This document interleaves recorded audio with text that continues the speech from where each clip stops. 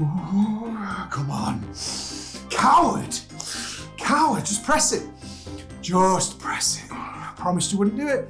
Promised you wouldn't do it. I'm gonna press it. I'm gonna press it. I'm not gonna press it. Fuck it, I'm doing it.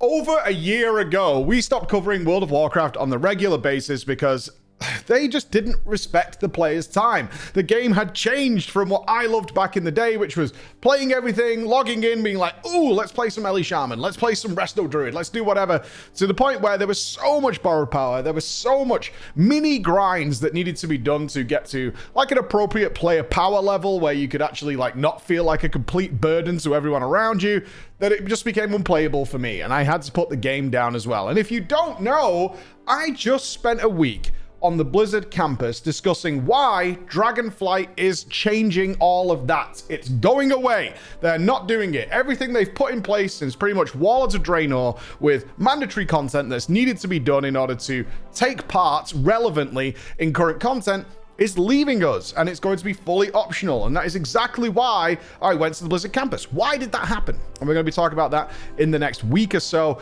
as we put together the huge amounts of footage that we recorded while we were there. So Dragonflight pre-patch is out, and I wanted to get used to playing the game again. Although these fingers here have like 15 years of muscle memory of how to play World of Warcraft, one thing can be certain is when a new expansion comes, they change a huge amount of things. New talent trees, new classes, changes to your class that you need to get used to, and of course, get into the feel of playing the game again. In terms of MMOs, I have broadened my horizons massively. We've been playing some Destiny 2, we've been playing some EVE Online, we've been playing a lot of Final Fantasy 14, and this December, we're going to be checking out Guild Wars 2 and other MMOs and clearing the current raids in those games as well, because everybody now does it differently. Used to be that everybody would just duplicate the World of Warcraft formula and hope it worked, grab some of that player base. We saw that with the initial launch of Star Wars on Star Wars The Old Republic. We saw that with Conan. We saw that with Aeon Online, all trying to put their little twist on it. A lot of them didn't succeed, but the ones that did succeed actually branched out and went in a different direction that suited their player base much more. A big contributing factor as to why games like FF14 have done so well is they found their own path and forged it anew. So we're going to be checking out exactly how all these other games do it. We might be looking at Elder Scrolls Online as well. We'll see how much we can fit in. We're going to have a whole MMO December coming up. Getting back into it then, why did we do it? A lot of confusion as to like, why are we gearing up? Like, what does it matter? The expansion's coming out in like 2 weeks. We're getting all this new stuff. So what is the deal? Why are we doing this? Well, first of all, obviously to get back into the habit of things. How do things work? What did I miss out? And also, the end of expansion of World of Warcraft usually provides you with massive amounts of gear and stuff that makes the leveling experience far smoother. I've played Dragonflight Alpha, I've played in all the greens they provide you, and you can level just fine. It's absolutely not a requirement to have a relatively geared character. However, undeniably, you will have a much smoother experience if you come into the expansion with a little bit of gear. And World of Warcraft is providing that right now. They have their anniversary event where you have 4 world bosses that you can kill. Every week there's going to be another 2 world bosses, or 3 or 4 if you want to, that you can all clear out for extremely high level gear. And of course, we're going to jump into some M+. So I decided that probably I'm going to be playing Warrior in Dragonflight. I haven't mained a Warrior since Warlords of Draenor, and typically when I main a Warrior, it is a Prot Warrior. I was a Prot Warrior throughout a lot of Vanilla, a lot of the Burning Crusade, a lot of Wrath of the Lich King, a little bit of Cataclysm, and then went on to leave the Warrior behind because I kind of felt I had done everything I wanted to do with the Warrior. But after a year-long break, it came back to... Let me grab it. I think it was time to unsheath the classic Warrior. That's not particularly well in focus there, but that is my Warrior with his ash candies provided by Blizzard a long, long time ago. It was time to unsheath the beast and release it again, because I was playing Prot Warrior on Dragonflight Alpha, and it's super fun. It was very enjoyable.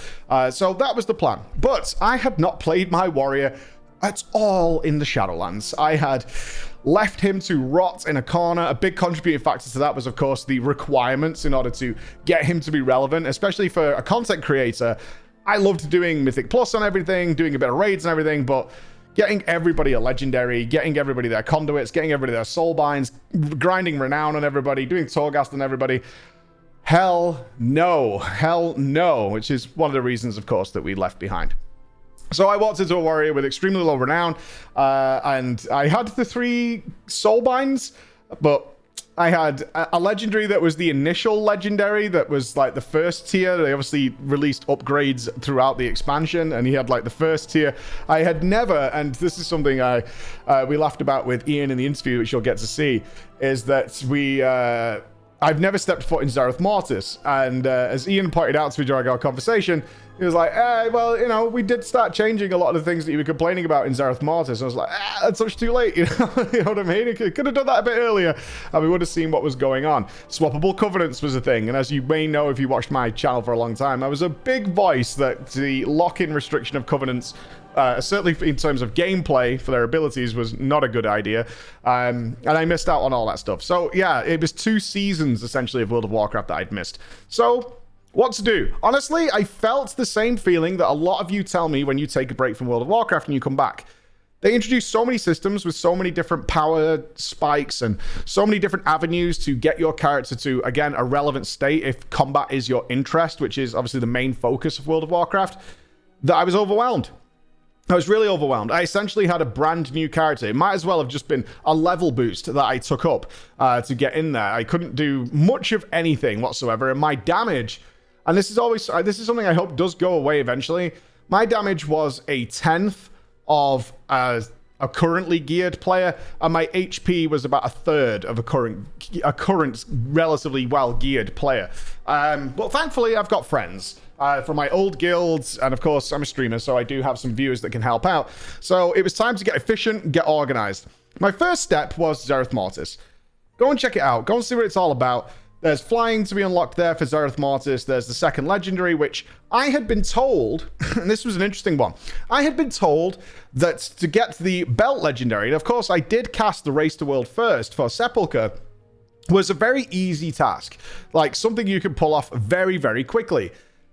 That's not true. It feels that way at the time because the campaign is time gated, which means that for most people, they got their legendary when they were up to that current portion of the campaign very, very quickly on the day. Starting from fresh, and I'm sure some of you have done it on alts, it's not that quick, in fact. I was there for, I think I've done something like 6-7 hours of Zereth Mortis so far. I still do not have that second legendary. It's not actually relevant. These things are going to be disabled in Dragonflight, but I wanted to experience it. I'm probably going to just leave that alone. Zereth Mortis itself, fine. Kind of as standard, I would say. There was not much drive to do much more there. It came across as a typical questing zone for me.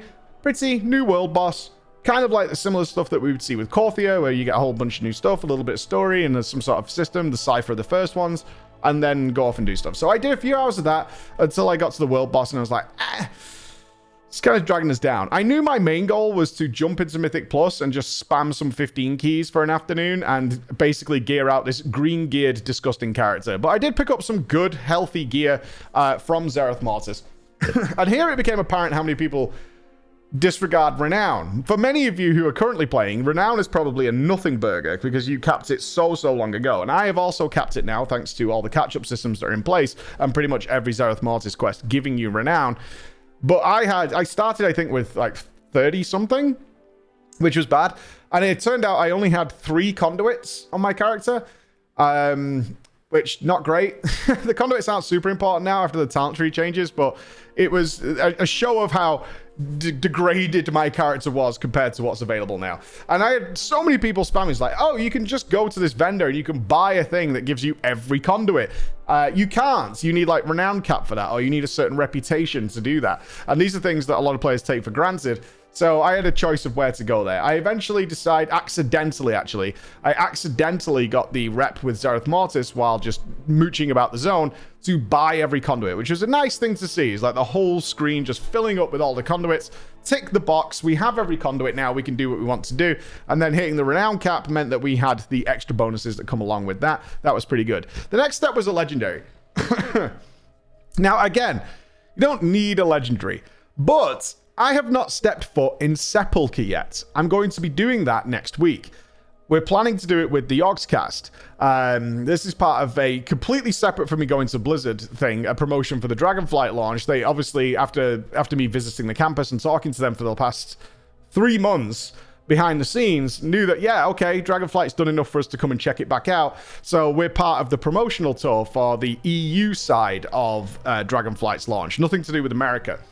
So they've paired me up with the Yogscast as the old pro and supposed newbies, but the Yogscast have definitely played World of Warcraft before. They got their starts back in the day with Cataclysm, and they haven't seen Sepulchre either. So we decided we're going to do Sepulchre next week.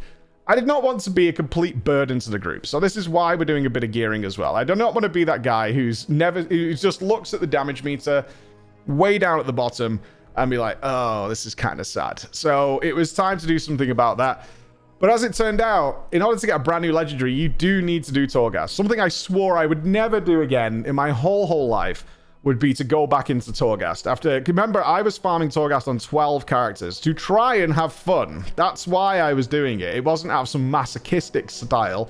I wanted to have fun with every class and every spec, which is something I've done for, 13 of the 15 years that I've played World of Warcraft. So I had to bite the bullet, which meant I got to try out the new boss rush mode. It's okay. It's not amazing. There aren't enough varied bosses inside Torghast to make it super interesting. I think by the 4th run, I was just repeating the same bosses that I'd already fought, which was a bit of a shame. They had a bit more HP, did a bit more damage, so on and so forth, but essentially the same guys. But it was a bit more interesting than just clearing Torghast. The usual system of just doing the 6-7 floors or whatever it might be in order to get these things. So Legendary acquired, and then I realized I didn't have the recipe. My God, did I forget that you had to farm all the recipes at the beginning of Shadowlands for what might change, like whatever your BIS legendary is. But thankfully, 100% guaranteed drop from Mythic 0. Got it in about 2 minutes. So it wasn't a pain in the ass. Didn't have to grind a reputation or go into PvP or anything like that in order to get the damn thing. Just managed to walk in and get it, and that was good stuff. So with that in mind then, my renown was not capped at that point, but I've got a legendary. We're kind of doing stuff. It's time for some Mythic Plus. I knew this was going to be bad because I still had, even with these greens, like about, I don't know, just slightly more than a third of the HP than the people I played with. Everybody was rocking like nearly 100k, 90k HP. The tanks are like 150k. I had about 40, which is grim, really bad. But as I've always told you in my guides over the years, is throwing yourself in the deep end is actually a pretty good thing. Even though you're probably going to die a lot, and we did, you are playing better. You learn to play better. You learn to care more about mechanics than you do if you can just kind of survive them or get it wrong and still be kind of okay. So I kind of was up for it. And plus, I did get to play with friends and old guildies, actually, which is something I really, really missed. I've got to say, through all this, I was having fun. You get to get this character super powerful very, very quickly and up to a relevant standard. And playing with old guildies, certainly those who were not interested in FF14 and had no interest in playing over there but had continued with World of Warcraft, playing with them again was an absolute joy. And I got to try out the new Mythic Plus dungeons. Like, we didn't get to do Iron Docks, but we got to do Grimrail Depot, jump through all those with Sanguine, which was not nice. Wasn't nice. It wasn't nice. But a good afternoon with a plate-stacked group for my wonderful warrior resulted in a decent amount of gear. Like half my slots filled to 288, which brought me up to standard. And then we crack on a legendary on top of that, and then I finished the renown. And we're in reasonably good shape now. A couple of greens, a couple of nasty things lying around. But other than that, we're starting to form something cool, and this is all after 1 day. Now, of course, I have access to resources. A lot of people don't, but it's still a really fast process in order to get this, and we've got a vault coming as well. So what to do next was my thought process. And honestly, I just missed WoW raiding. Like, I love FF14 raiding, but they're not the same thing. It's one of the most difficult things to explain to people is, yes, they both have raids, but they don't work the same at all. They're very different, and they're great in their own ways. I'm currently progressing Final Fantasy XIV's version of Mythic Plus, where they've come up with some extremely hard dungeons, and we've been progressing that, only 3 bosses now for, I think, 3 days. Really tough stuff. Like, actually very exciting, very fun, but don't work the same as World of Warcraft raid, which is far more, and dungeons, which are far more fast-paced, much more combat and twitch reaction. In order to play, you have to be very, very quick and very not as preemptive as you are in FF14, which is, again, part of that different style. So Fated raids. Never touched them in my whole life. I've never touched the fated raids. Didn't know what they were, but Castle Nathria was on the menu. Again, I broke another vow. But I've got to say, when I left, and I think this is important, when I left making content for World of Warcraft and did stop playing for a considerable amount of time, I was at my wit's end with the game. Like, I couldn't look at it. I was disgusted. I was like, I cannot even fucking touch this game at all. And it became apparent that I don't feel that way anymore. I've walked away. I feel better. So I was much more refreshed. You know what I mean? When you're at your absolute wit's end with something and you're totally fucking done with it, the thought of it makes you feel angry and pissed off. But I don't feel that way. It's been a good 14 months since I've touched the game. So it was nice to come back in and have some fun with people. And I went to kill Stone Legion Generals again, which is... Oh boy, if you don't remember, Stone Legion General was the last mythic raid boss. No, it's not, technically not. I have killed some mythic raid bosses in Sanctum of Domination. But in terms of end bosses, the Stone Legion Generals is where my sort of guild raiding came to an end. It was really fun. Super easy. Super easy. We cleared the whole place with only a couple of wights inside Anathrius. And playing with that many people again, it was a joy. It was an absolute joy. Interestingly enough, and one of the biggest complaints people have about FF14 raiding is like the sheer overwhelming graphical nonsense on the screen. That's all down to experience, because one of the things that me and Chris, who came along for his first raid in a long time, talked about afterwards is like, WoW is exactly like that. Like, it is a cluster, especially with 30 people. 30 people massively contributes to this. It is a cluster with everybody doing everything and trying to see mechanics and stuff. It is an absolute mess. And it was weird for my brain to be like, oh God, I can't actually see some of these things. From someone who did guides for so many years, I can't actually see some of the mechanics, even though I've done this raid before. It started to come back. It's fine. It was just about getting back into the swing of things, which is exactly why we were playing, to go in there. And thankfully, even with 30 people in there, I managed to come out with some items, which has left us with a nice 280-ish character to mess around on. And that is kind of where I'm good. I'm ready for leveling. I feel good about it. And I have to say, and I know this is going to be but the biggest thing is I enjoyed every minute of it. And I'm ready to step back a bit now. Wait for Dragonflight, wait for Evokers. Gonna be check that out. I've obviously been playing the alpha and the beta. I have played a lot of Evoker. You've seen the videos on that. But this is how I like the way things are now. Is like, I'm pretty good. I don't need to worry about things. I can go and check my vault next week and see what we're going to get. But other than that, I'm happy. I had a good experience with content. I've got a few goals in mind. I might finish Zereth Mortis, maybe. I could jump in and do some world bosses on a daily basis, things like that. But I'm not having that FOMO that I was left with previously. That FOMO is like, oh, I've got to get in and collect my 20 souls in the maw. Otherwise, I'm going to be falling behind. I need to do my weekly cash and things like that. I'm not having that feeling, which is right where I want to be right now with World of Warcraft. Is not feeling compelled to be there every single day. Comfy with my character. Might change the class. Warrior is fun, but the old habits of how I used to play this game, which was like, hey, yeah, I like playing something for like 3 or 4 hours. Then I like to mix it up and change it up. And I've been playing Pure Fury. Haven't tried Arms yet. And yeah, I'm kind of ready to try something new and go and play around with all the other options that are available in the game because of their lack of homogenization. It's super, super fun. So that has been my first day back. In our first couple of days, we played for like a day and an afternoon, and that's where we got to, and it's been very enjoyable. I'm looking forward to a lot of this stuff going away. Right now, although I want to try more classes, I don't want to do this grind again. I don't want to grind Renown again. I don't need to do it either, which is the important thing to remember. I absolutely don't need to. I can level fine, so I might just jump around on some classes and see if there's an alternative. I'm very much falling in love with healing in Final Fantasy XIV. It's a really fun healing style. It's not the same as WoW's, but I'm gonna test out some more healing in World of Warcraft and see maybe I'll be a healer next in Dragonflight. I don't know what my plans are. I know we're going to Mythic Raid. At the moment, we're definitely going to do some viewer heroic stuff. During the day, we are going to stream those raids and have some fun doing some progress with the guys. Don't know what's happening for the Race to World First this time. I'm sure there'll be some sort of announcement and some conversations happening very shortly because the Race to World First is coming up, but you'll find out about them via either here on YouTube or on Twitter. But thank you so much for listening.